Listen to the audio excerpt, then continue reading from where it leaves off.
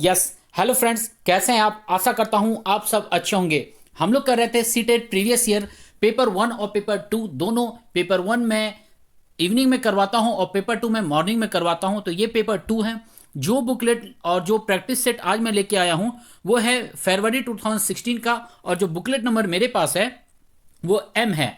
हम 20-20 क्वेश्चन करते आ रहे हैं, तो आज इसका आखिरी है। मतलब क्वेश्चन नंबर 71 से 90 तक आज हम लोग करेंगे। वीडियो को पूरा देखिएगा। फिर से मैं बोल रहा हूँ, वीडियो को पूरा देखिएगा, क्योंकि वीडियो के साथ में यदि ऑप्शन से अकॉर्डिंग या फिर क्वेश्चन के अकॉर्डिंग कोई भी ऐसा कंटेंट आता है या कोई पॉइंट आता है, मैं एक्सप्लेन करता जाता हूँ, बताता जाता हूँ, उससे आप नोट करते जाइएगा।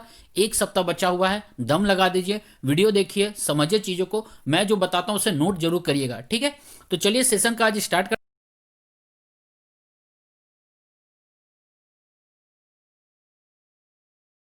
का आपके के इस YouTube चैनल में, जिसका नाम है IQ अड्डा एंड इजी लर्निंग। याद रखिएगा, चैनल पर यदि आप नए हैं तो चैनल को जरूर से जरूर सब्सक्राइब करके इसके बेल आइकन दबाइएगा, ताकि मैं जब भी क्लासेस लूँ आपको नोटिफिकेशन पहुंच जाए, चला जाए, ठीक है? तो चलिए आज का सेशन हम लोग स्टार्ट करते हैं। तो क्वेश्चन नंबर 71 से ये स्टार्ट होगा, तो मैं जल्दी से इसे मूव कर लेता हूँ, ठीक है? एक बात मैं और पहले मैं आ जाता हूँ यहाँ पर, रुक जाइए 1 मिनट, मुझे पेपर के पास आने जाने दीजिए। ये क्वेश्चन नंबर 76 77 ये साइंस के है ना? काफ़ी लंबा पेपर होता है ना, इसे मूव करवाना पड़ता है हम लोगों को। हाँ, आ गया। तो हमने पहुंचना है क्वेश्चन नंबर 70 तक। क्या करूँ, इसे मूव नहीं करूँ क्या? कितना लंबा है ये? हाँ, यहाँ तक आ गया, यही है ना? 71। हाँ, चलिए अब हम लोग आ गए हैं क्वेश्चन पास, ठीक है? एक और बात मैं बता देता हूँ, सेशन को स्टार्ट करते वक्त मैं सभी का लिंक डिस्क्रिप्शन बॉक्स में डाल देता हूँ, दे देता हूँ। मैं PDF ग्रुप में ही डाल देता हूँ। मैं डिसाइड करा हूँ अब से आप लोगों को ऑडियो फाइल भी देने के लिए। तो ऑडियो फाइल देने से फ़ायदा क्या होगा, पहले मैं बता देता हूँ। यदि आपके पास बैटरी नहीं है फ़ोन के, या फिर आपके पास इंटरनेट नहीं है, नेट नहीं चला पा रहे हैं, तो एटलीस्ट आप ऑडियो भेज देने से क्या होगा, PDF साथ रहेगा, तो आप PDF को खोल करके देख सकते हैं और ऑडियो ईयरफोन लगा के सुन सकते हैं, या फिर बाहर भी आप सुन सकते हैं, ताकि आपको एक एक्सप्लेनेशन में मिलता जाए, सामने आपके सामने क्वेश्चन भी रहे क्लियर। इससे आसान भी होगा, MB भी आपका बचेगा, मेमोरी भी आपका बचेगा, फोन मेमोरी है ना, समय भी आपका सही गुजरेगा, बैटरी भी बच जाएगी आपका, ठीक है? तो मैं ऐसा डिसीजन लिया हूँ, ठीक है? तो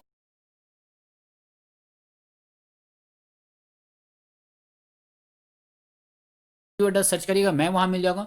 इंस्टाग्राम पर भी मैं आ गया हूँ, खुश कुमार 8943 सर्च करेगा, मैं वहां मिल जाऊंगा, आप मुझे फॉलो कर लीजिएगा। चलिए अब सेशन स्टार्ट करते हैं, टाइम नहीं गवाते हुए।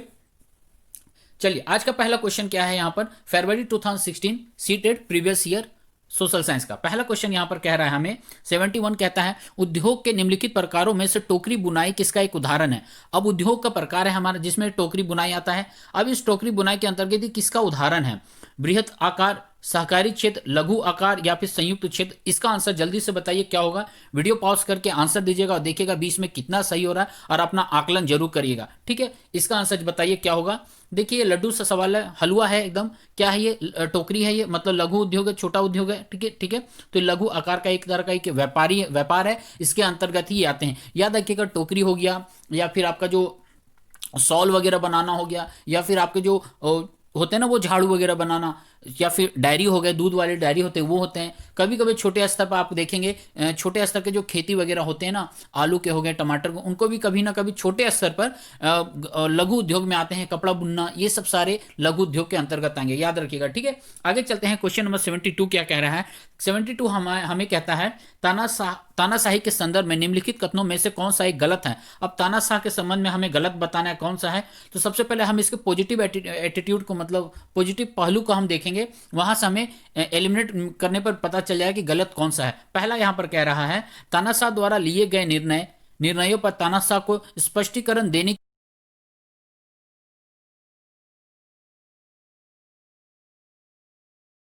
ये कानून क्यों मैंने बनाया? एक तानाशाह वो सफाई देने आपको नहीं आएगा, आप उसके आम पब्लिक हो या फिर कौन, उसको इट डजेंट मैटर, उसके लिए कोई मैटर नहीं करता है। तो ये सही है, क्लियर है। दूसरा कह रहा है, तानाशाही में तानाशाह द्वारा लिए गए निर्णयों पर लोग प्रश्न उठा सकते हैं। नहीं, ये प्रश्न नहीं उठा सकते हैं। यदि तानाशाह रहे, अरे व्यक्ति यदि प्रश्न उठा ही लेगा तो तानाशाह रहेगा क्या? नहीं, तो डेमोक्रेटिक कॉन्सेप्ट बन जाएगा, ऑटोक्रेसी खत्म हो जाएगा वहां पर। तीसरा कह रहा है यहाँ पर तानाशाही में तानाशाह द्वारा लिए गए निर्णय पर लोग प्रश्न नहीं उठा सकते। और फोर्थ कह रहा है अंतिम निर्णय लेने की शक्ति तानाशाह में निहित होती है। चार ऑप्शन मैंने बता दिया, जल्दी से इसका आंसर बताइए क्या होगा। देखिए गलत बोला है, ठीक है, तो गलत में क्या होगा? तानाशाही में तानाशाह द्वारा लिए गए निर्णय पर लोग प्रश्न उठा सकते हैं, ये कहना गलत है। क्लियर है, समझ में आ गया? आगे मैं बढ़ूं, चलिए क्वेश्चन नंबर 73 क्या कहता है। 73 यहां पर पूछता है कृष्ण राजा सागर बांध निम्नलिखित नदियों में से किस पर बनाया गया है? आप जाकर देखिएगा, मैं भी गया था, बहुत सुंदर है और बोल्ड है एकदम, है ना, नजदीक के करीब जाकर देखिएगा एकदम बोल्ड है। चलिए ऑप्शन में है आपके पास कावेरी, दूसरा है महानदी, तीसरा गोदावरी, चौथा कहता है कृष्णा। जल्दी से बताइए इसका आंसर क्या होगा। इसका आंसर होगा ऑप्शन नंबर 1 कावेरी, ठीक है। अब ये कृष्ण राजा सागर बंद कहां पर है? याद रखिएगा कर्नाटक, कर्नाटक में इसी के सटा हुआ आपको वृंदावन गार्डन भी मिलेगा। कभी भी जाइएगा आप जरूर जाइएगा, विजिट जगह। और वहीं से मैसूर दूसरे जगह पर है, ज़्यादा दूर नहीं पड़ता है मैसूर का, मैं किलोमीटर भूल रहा हूँ, ठीक है। आप वैसे टूरिस्ट प्लेस वाले ले जाते हैं, मैसूर पैलेस भी फेमस है, टीपू सुल्तान वगैरह, आप जाइएगा आपको सब कुछ मिल जाएगा, ठीक है। चलिए आगे बढ़ते हैं।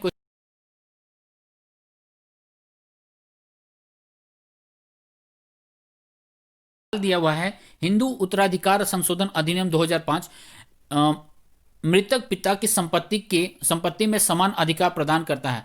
देखिए उत्तराधिकार संशोधन अधिनियम, पहला क्वेश्चन हमें यही मिल गया कि कब आया था, 2005 में। अब इससे कहा जा रहा है मान लीजिए कोई घर का गार्जियन है, पिता है, उसकी मृत्यु हो जाती है, ठीक है। अब उसके संपत्ति का अधिकार किसे माना जाएगा? चार ऑप्शन है। पहला कह रहा है पत्नी, पुत्री या पुत्रियों तथा बहनों को। फोर्थ, दूसरा कह रहा है पुत्रियों को, पुत्र पुत्रों तथा भाई बहनों को। तीसरा कह रहा है पत्नी पुत्र पुत्रों को तथा पुत्रियों या पुत्री या पुत्रियों को, बाबा रे। और फोर्थ कह रहा है पत्नी पुत्र पुत्रों तथा भाई भाइयों को। जल्दी से इसका आंसर बताइए क्या होगा। ऐसा ऑप्शन है ना। चलिए इसका आंसर क्या होगा? इसका आंसर सीधा सीधा ऑप्शन नंबर तीसरा जा रहा है, पत्नी और उसके जो बेटे या बेटियां हैं उनमें इनके हिस्सेदारी बटेंगे और कोई नहीं ले सकता है। क्लियर है? आगे मैं बढ़ूं, एक बात मैं बता देता हूं, मुझे बोलना था, मैं नहीं बोलना चाह रहा था, अभी सडनली याद आ गया। यार आप लोग कमेंट किया करो, कमेंट किया करो। नहीं पसंद आ रहा भाई वही कमेंट कर दो, क्या चीज कमी लग रहा वही कमेंट कर दो, बट आप करो। मैं आप लोगों के लिए यहाँ मेहनत कर रहा हूँ। आप लोग कमेंट नहीं करते हो तो मुझे भी बुरा लगता है, मैं समझ नहीं पाता हूँ मैं क्या कर रहा हूँ। आप लोगों के लिए ही तो मेहनत कर रहा हूँ ना। आप मुझे बताओ, कमेंट करो क्या सही है क्या गलत है, किस चीज़ में कमी लग रहा है, या कोई क्वेश्चन मैं गलत बता रहा हूँ, या फिर मैं नहीं पढ़ा पा रहा हूँ, क्या है, क्या कमी मुझ में है, या फिर क्या अच्छा है वही बताओ। मैं ये नहीं कह रहा हूँ कि आप मेरी तारीफ को मैं कमेंट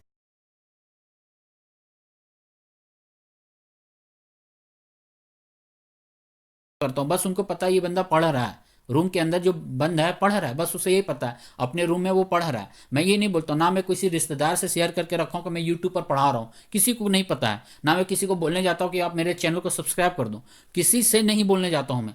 बस मैं आप लोगों के लिए काम कर रहा हूँ, तो ये कमेंट किया करो, है ना। पूरा ब्लैंक जाता है, कमेंट एकदम नहीं जाता है तो मुझे भी बुरा लगता है, मैं खुद नहीं समझ पाता हूँ कि मैं कहाँ जा रहा हूँ। मुझे एक्चुअली बोलना तो नहीं था बट बोलना पड़ा मुझे, है ना। एक आप फीडबैक दो ना, तब तो मैं भी खुद को सुधारूंगा ना। ऐसे मैं पीडीएफ वगैरह शेयर कर देता हूँ, ऑडियो देने का बात करो, ऐसा ऑप्शन जनरली कोई नहीं देता है, कोई नहीं दे रहा है। ऑडियो फाइल कौन देता है आपको? कोई नहीं देता है। आपको एप्लीकेशन में जा करके वहाँ डाउनलोड करना होगा। मैं पर्सनली खुद शेयर करूंगा आप लोगों से, ताकि आप लोग आसानी से पढ़ सको। क्यों कर रहा हूँ मैं इतना, है ना, क्यों इतना इतने क्रिएटिव माइंड से क्यों सोच रहा हूँ आप लोगों की भलाई के लिए। सपोर्ट करो थोड़ा यार, है ना, मेहनत करता हूँ आप लोगों के लिए, हमारा भी फीलिंग जुड़ा हुआ है ना आप लोगों के लिए, है ना। चलिए ठीक है आगे बढ़ते हैं, क्या कहता है 75 क्वेश्चन नंबर। ठीक है, बुरा मत मानिएगा कोई भी बात कहता हूँ, ठीक है ना, मैं अपनी तारीफ सुनने के लिए मैं नहीं ये चाह रहा हूँ। बस आप कमेंट करो उसमें क्या सही है, क्या आपको अच्छा लगा, क्या खराब है ना, सब कुछ बताओ यार, है ना, आप लोग के लिए कर रहा हूँ, ठीक है। चलिए 75 क्या कह रहा है यहाँ पर?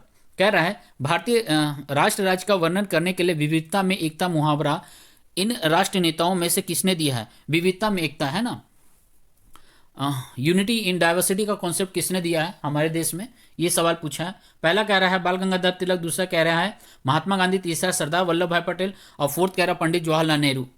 बहुत उम्मीद कर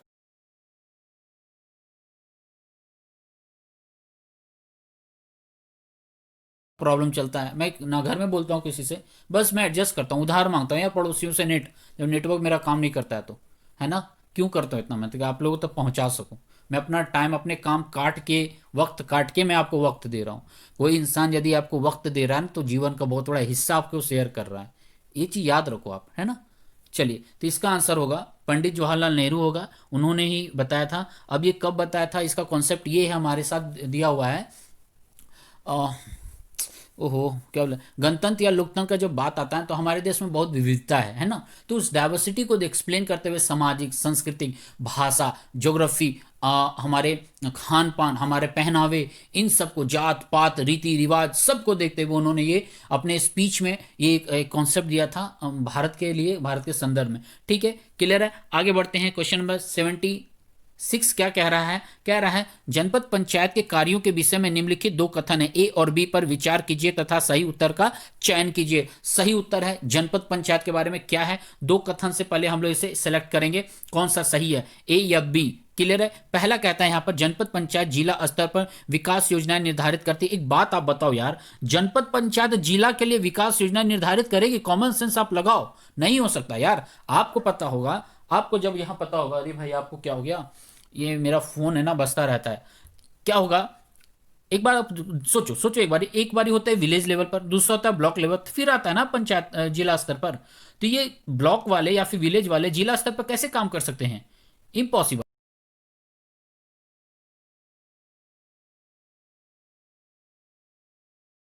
पंचायतों के मध्य धन वितरण नियमित करने में जिला परिषद की सहायता करती है। हाँ, वो मदद करती है, जब फंड आता है तो आपको वो लेन देन में मदद करती है। तो दूसरा सही जाएगा, पहला गलत है, ऑप्शन नंबर तीसरा सही जाएगा। आगे मैं बढ़ता हूं, क्वेश्चन नंबर 77 क्या कहता है, ध्यान से देखिएगा, समझिएगा। कह रहा है यहां पर 77, सूचना का अधिकार अधिनियम पर निम्नलिखित दो कथन ए और बी पर विचार कीजिए तथा सही उत्तर का चयन कीजिए। फिर से वही है, दो कथन हमें दिया हुआ है, सूचना का अधिकार अधिनियम, आरटीआई जिसे हम लोग कहते हैं, ठीक है, राइट टू इन्फॉर्मेशन जिसे हम लोग कहते हैं, 2005 में आया था ये हमारे देश में, कांग्रेस सरकार थी उस समय आया था, मनमोहन सिंह हमारे प्रधानमंत्री उस वक्त थे। ठीक है, मैं जो भी बोलता हूँ यार लिखते चले जाओ, ठीक है, मैं तो मेहनत कर रहा हूँ, बस आप लोग साथ दो यार, बस इतना ही मैं चाहता हूँ, मैं बस साथ दो, ठीक है। चलिए, क्या है सूचना का अधिकार, पहला कह रहा है सूचना का अधिकार अधिनियम के माध्यम से कोई भी नागरिक केवल राष्ट्र सरकार के विभागों की कार्य प्रणाली के संदर्भ में सूचना प्राप्त कर सकता है। केवल केंद्र सरकार, केवल केंद्र सरकार, ऐसा तो हमने कहीं नहीं पढ़ा है। ऑप्शन एक गलत हो रहा है। दूसरा होगा यहां पर, सूचना का अधिकार अधिनियम के अंतर्गत सूचना प्राप्त करने के लिए नागरिक को किसी स्तर के किसी न्यायालय में पहले याचिका दाखिल करनी पड़ती। यार यार, न्यायालय जाने का ही नहीं है, आरटीआई करना क्या न्यायालय में जाना है? नहीं, दोनों गलत है, दोनों गलत है। ऑप्शन नंबर कौन सा जाएगा, जल्दी से बताओ। ऑप्शन नंबर एक, दोनों गलत है, ए और बी दोनों गलत है। हम आरटीआई करने के लिए न्यायालय नहीं जाते हैं, तो ऑनलाइन फंक्शन आप आरटीआई मार सकते हो, कर सकते हो। क्लियर है। आगे चलते हैं, क्वेश्चन नंबर 78 क्या कह रहा है, 78 कहता है सुल्ताना का स्वप्न नामक कहानी की लेखिका इनमें से कौन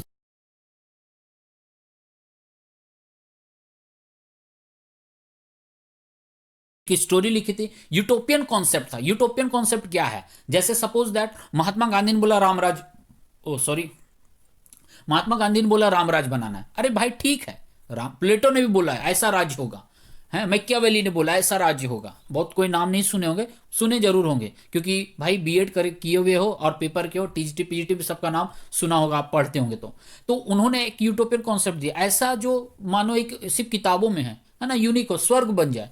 तो एक यूटोपियन कॉन्सेप्ट सुल्ताना स्वप्न के बारे में किसने लिखा है, ये किताब है, कहानी किसने लिखा है वो पूछा है। पहला कह रहा है पंडिता रमाबाई, पंडिता रमाबाई भी पढ़ के जाएगा, बहुत इंपॉर्टेंट है, ठीक है। रुकैया शेखावत हुसैन, दूसरा कह रहा मुमताज अली, तीसरा है, चौथा है राज सुंदरी देवी। जल्दी से इसका आंसर बताइए क्या होगा। और वीडियो पसंद आ रहा है तो लाइक शेयर कमेंट अभी करिए, अभी शेयर करिए, आप लोगों के लिए मैं मेहनत कर रहा हूँ, पागलों की तरह मेहनत कर रहा हूँ मैं। चलिए, इसका आंसर होगा ऑप्शन नंबर 2, रुकैया शेखावत हुसैन ने इसको लिखा था। क्लियर है। Option number 2। 79 क्या कह रहा है, देखते हैं। 79 कह रहा है गुलामगिरी नामक पुस्तक इनमें से किसने लिखी है? गुलामगिरी, ये भी मैं नोट करवा देता हूँ, लिख लो लिख लो लिख लो, आप लिख लो। गुलामगिरी ये जो किताब लिखा हुआ था, एक जो कंटेंट है इसमें लिखा हुआ, जब अमेरिका में लोग मजदूरी कर रहे थे वहां पर उनके साथ शोषण होता था, जिनमें भारतीय भी शामिल थे, उनके बारे में यहाँ लिखा गया। साथ में साथ अमेरिका में जब क्रांति हुआ था उसमें भारत के लोग जो शामिल हुए थे, शहीद हुए थे, उनको ये समर्पित किया गया है। याद रखिए, नोट कर लीजिए, पूछा हुआ सवाल है, सीटेट में ही प्रीवियस ईयर है। तो गुलामगिरी के पुस्तक किसने लिखा है, ये ऑप्शन देंगे। पहला कहता है बी आर अम्बेडकर, दूसरा कह रहा है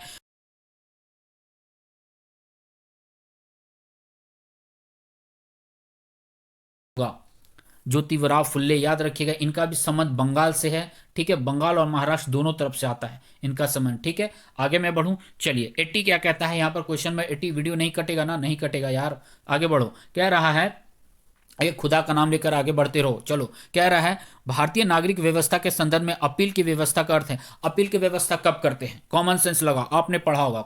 अपील हम कब करते हैं, जब हमारा व्यवस्था, हमें लगता है हमें न्याय नहीं मिला है, तब न्याय के लिए हम ऊंचे ऊंचे स्तर पर पहुंचते हैं, न्याय पाने के लिए उस जगह पर हम अपील शब्द का प्रयोग करते हैं। अब ऑप्शन हम लोग आते हैं। पहला करता है कोई भी अपने मामले पर बिना किसी कानूनी डिग्री के न्यायालय में बहस कर सकता है। दूसरा कह रहा है विधायिका, कार्यपालिका और न्यायपालिका के बीच शक्तियों का बंटवारा। तीसरा कह रहा है ऊपरी अदालतों के फैसले निचली अदालतों को मानने होते हैं। और फोर्थ कह रहा है किसी व्यक्ति को अगर ऐसा लगता है कि निचली अदालत द्वारा दिया गया फैसला सही नहीं है तो वह उस ऊपर की अदालत में अपील कर सकता है। जल्दी से इसका आंसर बताइए क्या होगा। अभी मैंने बता दिया था क्या होगा इसका आंसर। सही बात है, ऑप्शन नंबर 4 जाएगा। वीडियो पॉज करके आंसर देने का कोशिश करिएगा, देखिएगा बीच में कितने आपके सही हो रहे हैं। इसका आंसर होगा ऑप्शन नंबर 4। यदि किसी व्यक्ति को लगता है कि निचले अदालत में उसकी बात का मानहानि हुई, उनको न्याय नहीं मिला, तो वो ऊपर की अदालत में वो जा सकता है। इसे ही हम लोग अपीलीय अदालत कहते हैं। क्लियर है, आगे चलते हैं। क्वेश्चन नंबर 81 क्या कह रहा है यहाँ पर। 81 कहता है सरकार के कार्यपालिका के अंग में कौन कौन शामिल है। अच्छा, अंग से अभिप्राय क्या है, कार्यपालिका से अभिप्राय क्या है, वो पूछा गया। पहला कह रहा है देश का प्रत्येक नागरिक जो सार्वभौमिक वयस्क मताधिकार का उपयोग करता है।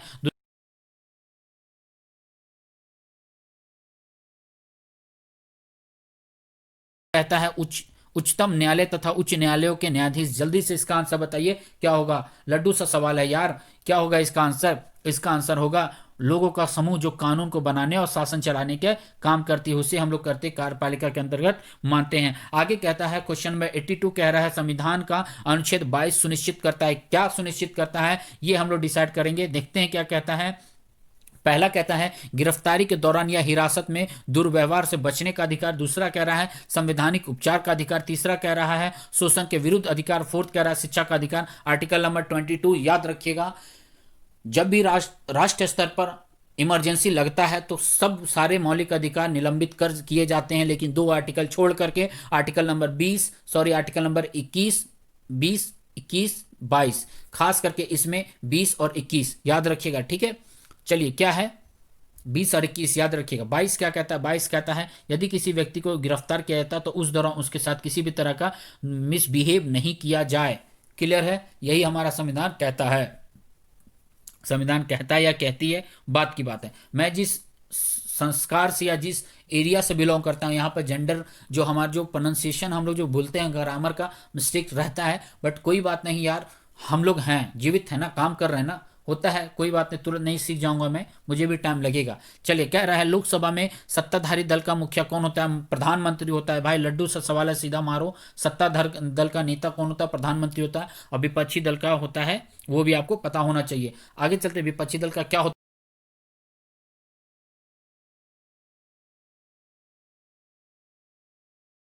क्वेश्चन नंबर 84 क्या है, उच्च प्राथमिक स्तर पर सामाजिक विज्ञान के स्वरूप पर ABC कथनों पर विचार कीजिए। उच्च प्राथमिक स्तर पर सामाजिक विज्ञान है, उसमें 3 विकल्प दिया हुआ है, उसे हमें देखना है कौन सा क्या है, कौन सा सही है। उपयुक्त कथनों में से सबसे उचित विकल्प का चयन करना है हमें, ठीक है। 84 में देखते हैं क्या कह रहा है यहाँ पर।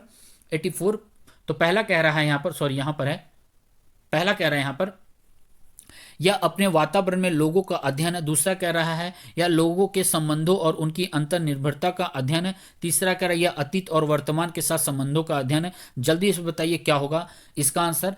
ऑप्शन 3 है, नीचे दिया हुआ है, हमें सही का, उचित का, सबसे उचित विकल्प को चुनना है। 3 विकल्प में कौन होगा आप सेलेक्ट कर लीजिए और ऑप्शन बता दीजिए क्या होगा। कमेंट बॉक्स में जरूर बताइएगा कैसा टेस्ट आपका जा रहा है, ठीक है। कितने आपके 20 में आएंगे? इसका आंसर जाना चाहिए ऑप्शन नंबर 1, तीनों सही है भाई। प्राथमिक स्तर पर या उच्च प्राथमिक स्तर पर सामाजिक विज्ञान जब पढ़ाया जाए तो ये अपने वातावरण के साथ लोगों को जोड़ेगा, अंतर संबंध रखेगा, संबंध जोड़ेगा, और अतीत और वर्तमान के साथ संबंध को जोड़ करके पढ़ाया जाएगा बच्चों को। क्लियर है? आगे चलते हैं। क्वेश्चन में 85 क्या कहता है? 85 कह रहा है यहाँ पर, उच्च प्राथमिक स्तर पर सामाजिक एवं राजनीतिक जीवन के पाठ्य पुस्तकों में निम्नलिखित विषयों में से किससे संबंधित विषय वस्तु सम्मिलित है? अब बोला जा रहा उच्च प्राथमिक स्तर में सोशल साइंस जो है उसमें कौन सा सब्जेक्ट को लिया गया है? अंतर्राष्ट्रीय संबंध, मनोविज्ञान, अर्थशास्त्र, दर्शन शास्त्र। जल्दी से बताइए इसका आंसर क्या होगा। देखिए इसका आंसर होगा ऑप्शन नंबर 3, इसे शामिल किया गया है। अब अंतर्राष्ट्रीय संबंध, मनोविज्ञान ये सब कॉलेज लेवल पर आते हैं। क्लियर है? ऐसे तो बेसिकली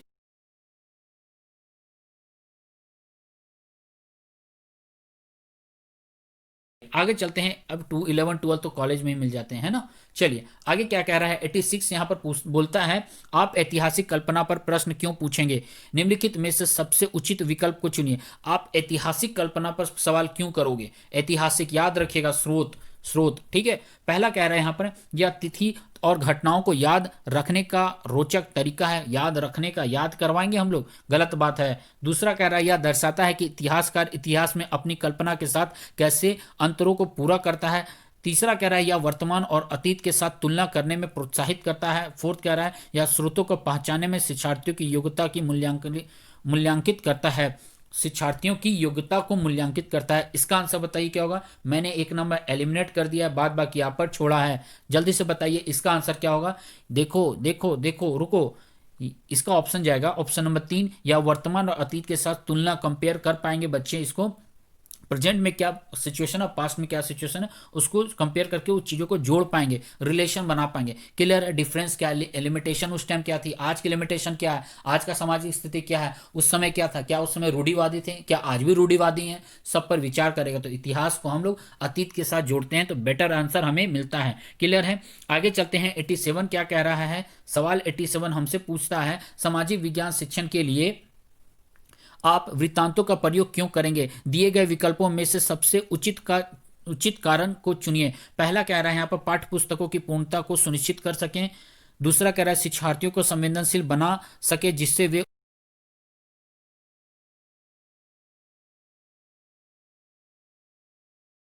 सजीव वास्तविकताओं के साथ जोड़ सके। जल्दी से इसका आंसर बताइए क्या होगा। लड्डू सा सवाल है यार, जल्दी से बताओ। इसका आंसर होगा ऑप्शन नंबर 4। वो क्या करेगा? सजीव और वास्तविक जीवन के साथ, वस्तुओं के साथ चीज़ों को जोड़ पाएंगे। क्लियर है? आगे मैं बढ़ूं। क्वेश्चन में 88 क्या कह रहा है? यहाँ पर इस सेट में 2 सवाल ऐसे थे जिसमें मुझे डाउट था। अब वो कहाँ गए सवाल भूल रहा हूँ मैं, या यही 2 हैं पता नहीं। देखते हैं क्या है। कहता है, राष्ट्रीय आधार समूह 2006 के अनुसार सामाजिक विज्ञान का शिक्षण अपनी लोकप्रियता खो रहा है। क्यों खोल रहा है, खोते जा रहा है ये लोकप्रियता? पहला कह रहा है, यह मानवीय मूल्यों में अंतर विरोधी की कई स्थितियां प्रस्तुत करता है। दूसरा कह रहा है, यह अत्यधिक वैज्ञानिक दृष्टि पर बल देता है। तीसरा कह रहा है, यह अनुपयोगी विषयों के रूप में जाना जाता है। और फोर्थ कह रहा है, यह कई विषयों के अध्ययन को प्रोत्साहित करता है। जल्दी से इसका आंसर बताइए क्या होगा। 88। देखिए यही सवाल था, मुझे मिल गया है। ठीक है, देखिए यहां पर बोला जा रहा है पहला ऑप्शन में, यह मानवीय मूल्यों के अंतर विरोध की कई स्थितियां प्रस्तुत करता है। एक बात बताओ, पहले हम पढ़ते हैं कि भाई जो समाज में जो भेदभाव उसे लाना चाहिए, सिलेबस में ऐड करना चाहिए ताकि लोग उसके बारे में जाने, उसके बारे में जागरूक हो सकें। क्लियर है? लेकिन अब यहाँ पर सवाल कह रहा है कि अंतर विरोधी, जो आपस में भेदभाव समाज में की स्थितियों को प्रस्तुत करता है। अरे भाई पहले बोलते हो कि आप प्रस्तुत करो ताकि लोग उसके बारे में जाने, और अब बोल रहा है कि वो अपना लोकप्रियता खो रहा है सामाजिक विज्ञान सिर्फ इस चीज को जोड़ने के कारण। इसका आंसर यही होगा। क्लियर है? मेन फोकस यही है कि ये क्या करे, इसके अंतर विरोधी तथ्यों को जोड़ रहा है ना, इसलिए वो कहीं ना कहीं भेदभाव और क्या होता है इसको हल्के में लिया जा रहा है आज के टाइम में। अब ये किसके अकॉर्डिंग है? याद देखिए, राष्ट्रीय आधार समूह 2006 के आधार पर है, उनके अकॉर्डिंग है। ये फोकस करके हमें चलना है। क्लियर है? चलिए 89 क्या कहता है? ये वीडियो कट रहा होगा, पक्का कट रहा होगा। चलो वीडियो क्या कह रहा है, वो वीडियो बोलता हूँ। ठीक है, सवाल क्या कह रहा है यहाँ पर? 89 कहता है, निम्नलिखित में से कौन सा विकल्प विद्यालय आधारित आकलन का अनुपयुक्त वर्णन करता है? उपयुक्त नहीं भाई, अनुपयुक्त मतलब कम, सबसे कम या फिर नहीं के बराबर। क्लियर है?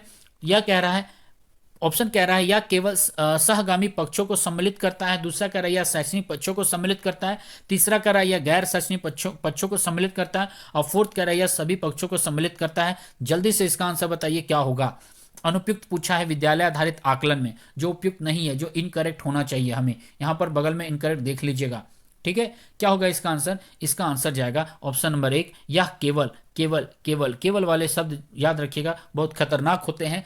90% रॉन्ग ही होते हैं, 80% रॉन्ग ही होते हैं, 20% ही सही जाते हैं लगभग। ठीक है, तो क्या होगा? केवल या सहगामी पक्षों पर बल देगा, ये कहना गलत है। ये हमारे शैक्षणिक पक्षों पर, गैर शैक्षणिक पक्षों। अच्छा, गैर शैक्षणिक पक्ष कौन कौन से हो सकते हैं? जो विद्यालय के बाहर या फिर पढ़ाई से अलग हट करके एक्स्ट्रा करिकुलम एक्टिविटी हम लोग जो करवाते हैं बच्चों को, वो क्या करता है? जोड़ते हैं जीवन को, है ना, वो उससे भी वो क्या करते हैं? सीखते हैं, है ना, हैंड्स ऑन वर्क जिसे बोलते हैं, लर्निंग बाय डूइंग के अकॉर्डिंग। क्लियर है? आगे बढ़ता हूँ। आज का आखिरी सवाल क्या है?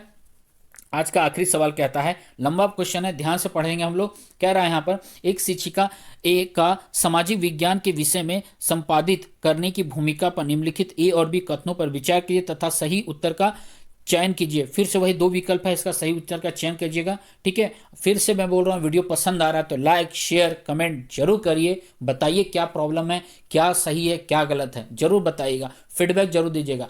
तभी तो मैं और भी खुद को भी शार्प कर पाऊंगा। ठीक है, मैं आप लोगों के लिए मेहनत करता हूँ यार, मतलब बस लगा हुआ हूँ, जब से आया हूँ तो लगा हुआ। मैंने बहुत मुश्किल होता है बीच में, तभी मैं गैप लिया हूँ। बीच बार एक बार 20 दिन का गैप लिया था, क्योंकि घर में बहुत सारे गेस्ट आ गए थे, मुझे माहौल एकदम नहीं मिला। मैंने डिसाइड किया यार पॉज करो, इसे रोको, है ना, इसलिए मैं रुका था। बट मैं नहीं रुकता हूँ, है ना। अभी मैं बता देता हूँ, अभी अभी मैं बता देता हूँ, अभी लगभग बज रहे हैं 2, रात के 2 बज रहे हैं। मैं वीडियो रिकॉर्ड कर रहा हूँ नींद अपने खराब करके, सिर्फ आपके लिए, ताकि मैं सुबह आपको ये क्लास दे पाऊँ, अपलोड कर पाऊँ सुबह सुबह एकदम, है ना।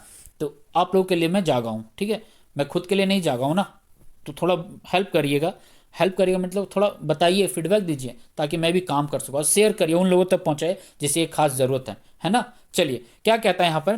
कह रहा है सामाजिक ओहो, एक शिक्षक का सामाजिक विज्ञान के विषय को संपादित करने की भूमिका में 2 कथन दिया हुआ है। पहला कह रहा है, शिक्षक सभी शिक्षार्थियों की गरिमा को अवश्य सुनिश्चित करे और संवेदनशीलता के साथ चर्चा को शुरू करे। ठीक है भाई, हर एक बच्चों की गरिमा को लिमिट रखेगा, मतलब लिमिट में रखेगा, सॉरी आई मीन उसकी गरिमा को देखेगा कि उसका उल्लंघन ना कर दे। वो किस भाषा से आते हैं, किस संस्कार से आते हैं, किस कल्चर से आते हैं, किस रिलीजन से आते हैं, वो उसके रिचुअल्स क्या हैं। रिचुअल समझ रहे हो ना, उसको हम लोग हिंदी में क्या बोलते हैं? हम लोग विधि विधान